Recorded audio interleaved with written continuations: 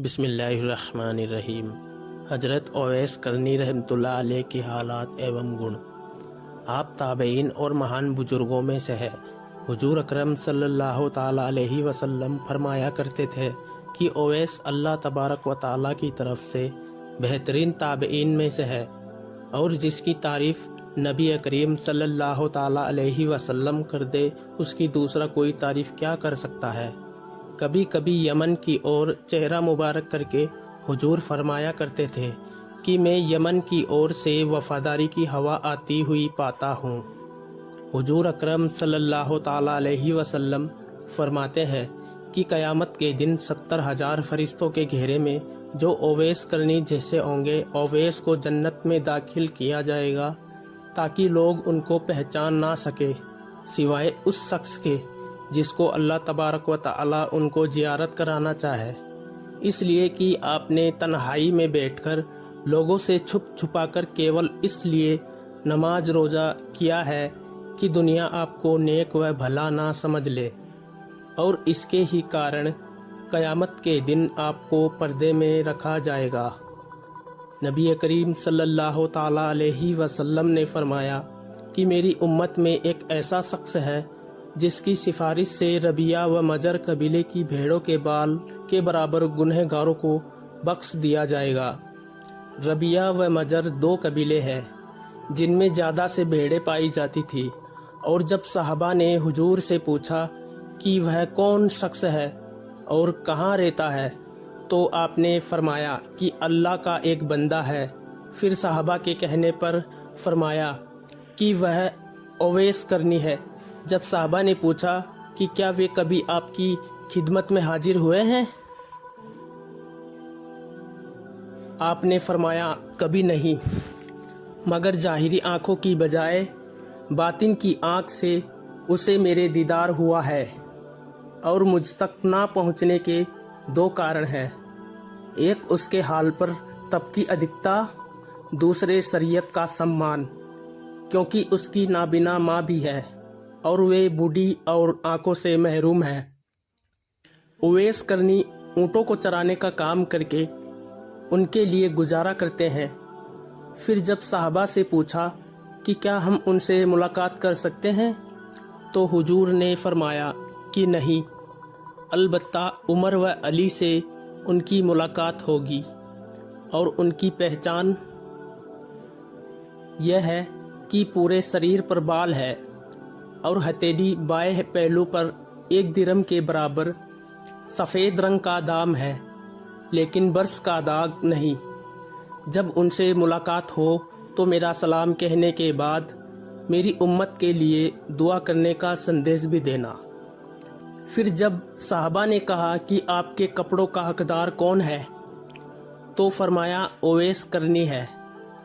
خلافت راشدہ کے دور میں جب حضرت عمر و حضرت علی کوفہ پہنچے اور یمن کے لوگوں سے ان کا پتہ معلوم کیا تو کسی نے کہا کہ میں ان کو پوری طرح جانتا تو نہیں، البتہ ایک دیوانہ آبادی سے دور عرفہ کی گھاٹی میں اونٹیں چرایا کرتا ہے اور سوکھی روٹی اس کا آہار ہے۔ لوگوں کو ہنستا ہوا دیکھ کر سوئم روتا ہے اور روتے ہوئے لوگوں کو دیکھ کر سوئم ہنستا ہے۔ حضرت عمر و حضرت علی جب وہاں پہنچے تو دیکھا کہ حضرت اویس نماز پڑھ رہے ہیں اور فرشتے ان کے اونٹ چرا رہے ہیں۔ نماز کے بعد جب ان کا نام پوچھا تو جواب دیا کہ عبداللہ، اللہ کا بندہ۔ حضرت عمر نے فرمایا کہ اپنا اصلی نام بتائیے۔ آپ نے جواب دیا اویس ہے۔ پھر حضرت عمر نے فرمایا کہ اپنا ہاتھ دکھائیے۔ انہوں نے جب ہاتھ دکھایا تو حضور اکرم صلی اللہ تعالی علیہ وسلم کی بتائی ہوئی نشانی کو دیکھ کر حضرت عمر نے اسے چوما اور حضور کا لباس مبارک پیش کرتے ہوئے سلام پہنچایا۔ پھر امت کے لیے دعا کرنے کا سندیش بھی دیا۔ یہ سن کر اویس کرنی نے کہا، آپ اچھی طرح دیکھ بھال لیں، شاید کوئی دوسرا شخص ہو جس کے بارے میں حضور صلی اللہ تعالی علیہ وسلم نے پہچان بتائی ہے۔ حضرت عمر نے فرمایا کہ جس پہچان کی حضور نے ہمیں نشانی بتائی ہے وہ آپ میں ہی موجود ہے۔ یہ سن کر اویس کرنی نے کہا، اے عمر، تمہاری دعا مجھ سے ادھک کامیاب ہو سکتی ہے۔ آپ نے فرمایا کہ میں تو دعا کرتا ہی رہتا ہوں، البتہ آپ کو حضور صلی اللہ تعالی علیہ وسلم کی وصیت پوری کرنی چاہیے۔ حضرت اویس کرنی نے حضور صلی اللہ تعالی علیہ وسلم کا لباس مبارک کچھ دوری پر لے جا کر اللہ سے دعا کی کہ اے اللہ، جب تو میری سفارش سے پورے محمد صلی اللہ تعالی علیہ وسلم کی امت کو بخش نہ دے گا، میں سرکار دو عالم صلی اللہ تعالی علیہ وسلم کا لباس کداپی نہیں پہنوں گا، کیونکہ تیرے نبی نے اپنی امت کو میرے حوالے کیا ہے۔ یہ بھی آواز آئی کہ ہم نے تیری سفارش پر کچھ لوگوں کو بخش دیا، لیکن آپ نے پھر کہا کہ پوری امت کو بخش دے۔ جواب ملا کہ ہم نے 1000 لوگوں کو بخش دیا۔ اسی طرح آپ دعا میں ویست تھے کہ حضرت عمر و حضرت علی آپ کے سامنے پہنچ گئے، اور جب آپ نے سوال کیا کہ آپ دونوں کیوں آ گئے، میں تو جب تک پوری امت کو نہ بخشوا لیتا اس سمے تک یہ لباس کبھی نہیں پہنتا۔ حضرت عمر نے آپ کو ایسے کمبل کے لباس میں دیکھا جس کے نیچے مالداری کے ہزاروں عالم چھپے ہوئے تھے۔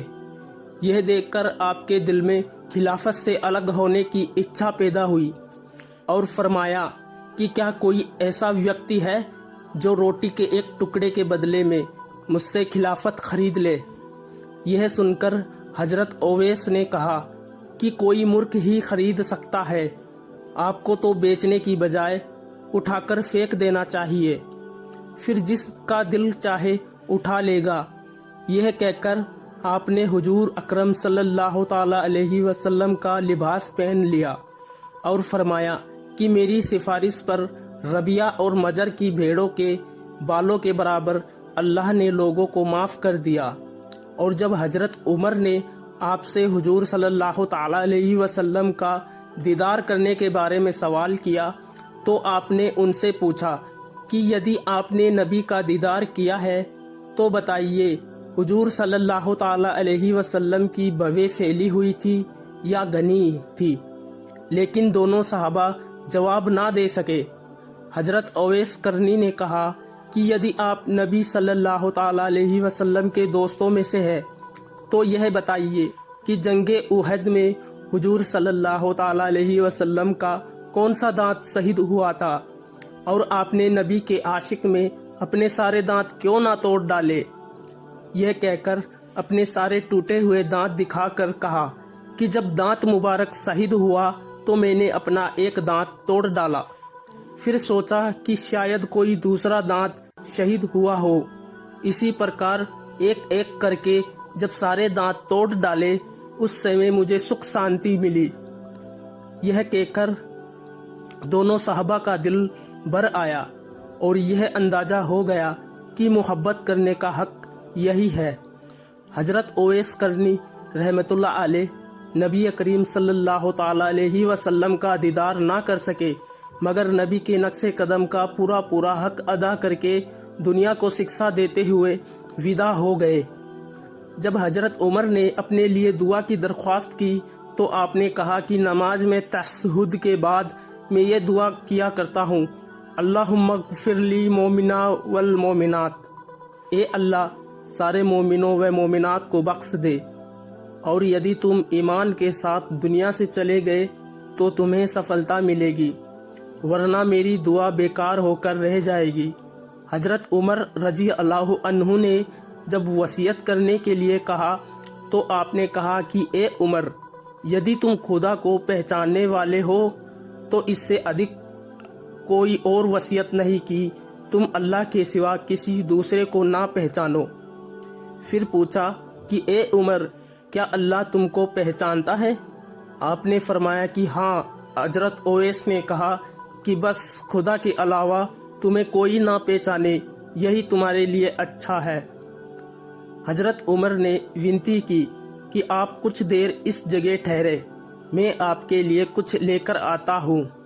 تو آپ نے جیب سے 2 درہم نکالتے ہوئے کہا کہ یہ اونٹ چرانے کا بدلہ ہے، اور یدی آپ یہ ضمانت دے کہ یہ درہم خرچ ہونے سے پہلے میری موت نہیں آئے گی تو پھر نصف ہی آپ کا جو چیز چاہے وہ دے دے، ورنہ 2 درہم میرے لیے بہت ہے۔ پھر فرمایا کہ یہاں تک پہنچنے میں آپ لوگوں کو جو پریشانی ہوئی اس کے لیے میں معافی چاہتا ہوں، اور جب آپ دونوں واپس ہو جائے کیونکہ حشر کا دن نزدیک ہے اور میں آخرت کی تیاری میں لگا ہوا ہوں۔ پھر ان دونوں صحابہ کی واپسی کے بعد جب لوگوں کے دلوں میں حضرت اویس کرنی کی مہانتا پیدا ہوئی اور بھیڑ ہونے لگی تو آپ گھبرا کر کوفہ میں رہنے لگے، اور وہاں پہنچنے کے بعد بھی کیول حرم بن حبان کے علاوہ کسی دوسرے شخص نے نہیں دیکھا، کیونکہ جب سے حرم بن حبان نے آپ کی سفارش کی گھٹنا سنی تھی ان کی آپ کو دیکھنے کی لالسا بڑھ گئی تھی، اور اسی تلاش میں کوفہ پہنچ گئے تھے۔ دوستو، ویڈیو اچھا لگا ہے تو ویڈیو کو لائک شیئر ضرور کر دے، اور اگر آپ میرے چینل پہ نئے ہو تو میرے چینل TTS اسٹوری کو سبسکرائب کر دے تاکہ میں آپ لوگوں کے لیے سچے اسلامی بیانات ویڈیو لاتا رہوں۔ خدا حافظ۔